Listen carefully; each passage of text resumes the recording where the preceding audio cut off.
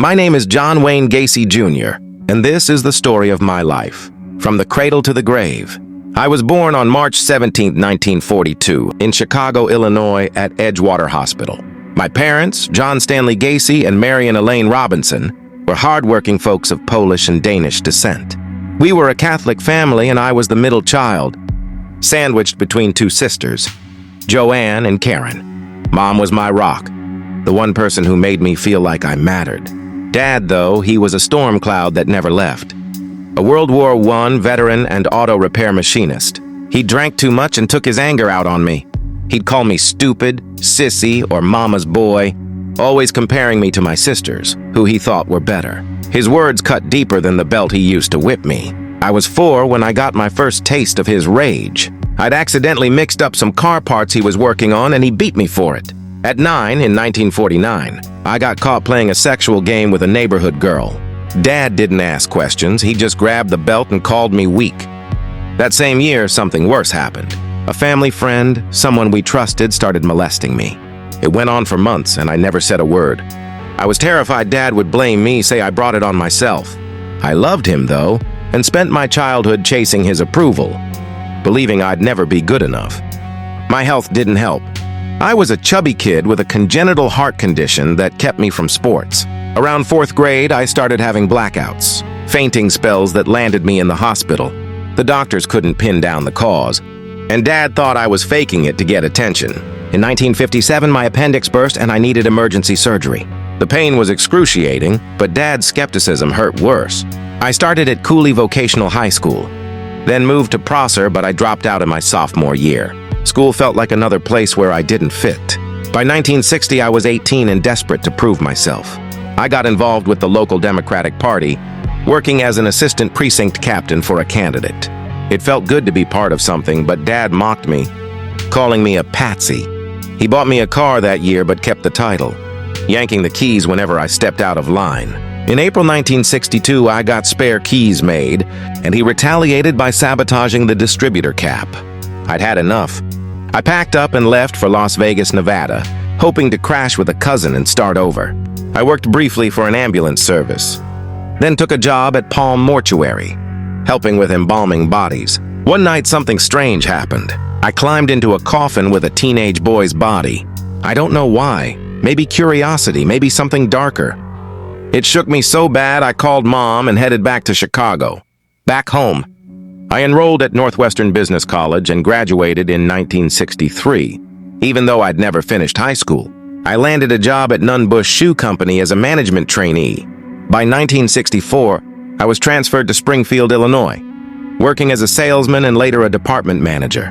I joined the local JCs, a civic group, and threw myself into it. By 1965, I was vice president and even got an award as one of Illinois' top JCs. That year, I met Marlyn Myers, a coworker, and we got engaged. I also had my second homosexual experience with a colleague, a secret I buried deep. In September 1964, Marlyn and I tied the knot. Her father owned 3 KFC restaurants in Waterloo, Iowa, and offered me a job managing them. The pay was $15,000 a year, great money for the time, plus a cut of the profits. We moved into her parents' old house, and I set up a club in the basement, where I'd invite employees, mostly teenage boys, to drink and play pool. I'd make sexual advances, laughing them off as jokes if they said no. In February 1966, our son Michael was born, and in March 1967, our daughter Christine came along.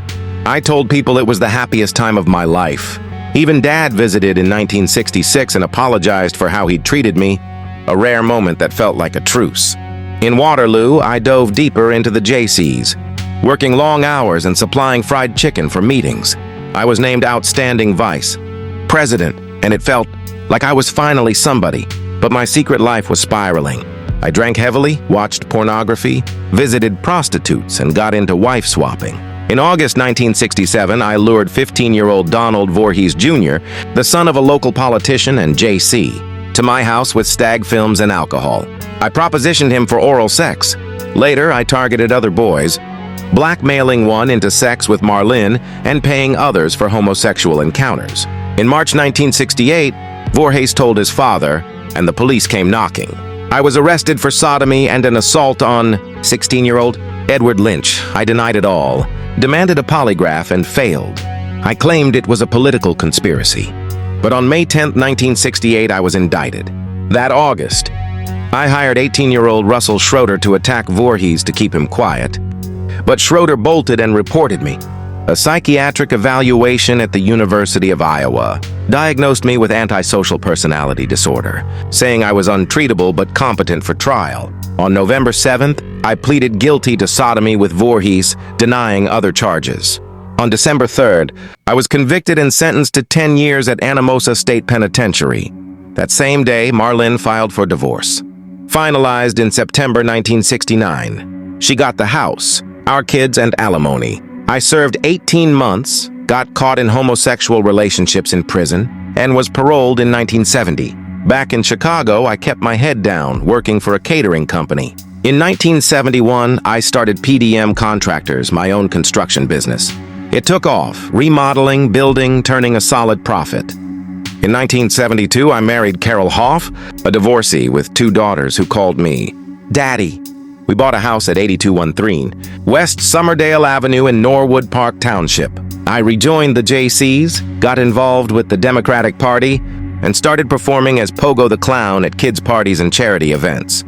In 1978, I even got a photo with First Lady Rosalind Carter, proof I was a big deal in the community. To everyone else, I was a success, a businessman, a leader, a guy who made kids smile. But my marriage was falling apart. I worked insane hours, barely slept, and started bringing young boys home. Carol said I was never around. We divorced in 1976. That's when things got dark. My first murder was in January 1972. I lured 16-year-old Timothy McCoy to my house, stabbed him in what I claimed was self-defense, and buried him in the crawl space under the house.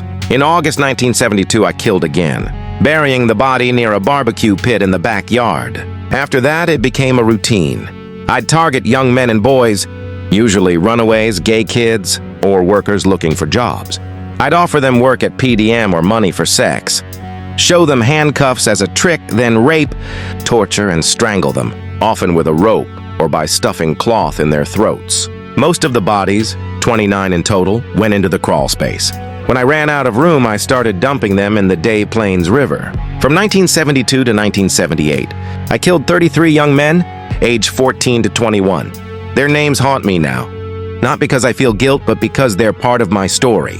William Carroll, 16, was one of the first, a runaway I picked up in 1976. Rick Johnston, 17, disappeared after a concert in 1976.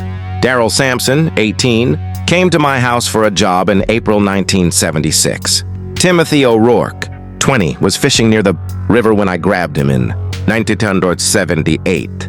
Frank Landingen, 19, was a hustler I killed in 1978. James Mazzara, 20, was one of the last, killed in November 1978. Each followed the same pattern: lure, trap, kill, bury. The crawl space filled up, 26 bodies in that damp, dark space under my house. 3 more were buried under the patio and dining room. 4 ended up in the river. My last victim was Robert Piest, a 15-year-old kid who worked at Narda's Pharmacy, where I was doing some contracting work. On December 11, 1978, I offered him a job and he came to my house. He never left. His disappearance was different. His family reported him missing right away, and the police traced a receipt from the pharmacy to me. On December 21st, they arrested me. They searched my house and found handcuffs, pornography, drugs, and a stench coming from the crawl space. They dug and found 26 bodies, plus 3 more on the property. 4 were later pulled from the river. The smell of death was everywhere. At first, I denied everything. Then I tried to spin it as self-defense. Eventually, I confessed, but blamed a split personality, a guy named Jack who took over when I killed. The police didn't buy it. The investigation was massive. 3,000 interviews, 1,000 search warrants. They identified most of the bodies through dental records, x-rays, and personal items, but 5 remain unknown to this day. Some were identified years later: William Bundy in 2011, James Hackinson in 2017, and Francis Wayne Alexander in 2021. The autopsies told a grim story. 12 died from asphyxiation, some with cloth or paper stuffed in their throats, others with signs of sexual assault. My trial started on February 6, 1980 in Cook County. It lasted 7 weeks. I pleaded insanity, claiming Jack was responsible, but the psychiatrists weren't having it. They said I was sane, fully aware of what I was doing. On March 13th, I was convicted of 33 counts of murder and sentenced to death. I spent 14 years on death row at Menard Correctional Center. I painted clowns, those creepy, colorful portraits that later became collector's items. I gave interviews trying to explain myself, but I don't think anyone ever understood. On May 10, 1994, they strapped me to a gurney at Stateville Correctional Center and gave me a lethal injection. My last words were, "Kiss my ass." Looking back, I see a life split in two. To the world, I was John Gacy, the successful contractor, the community leader, and the clown who made kids laugh. But inside, I was something else. Someone shaped by a father's fists.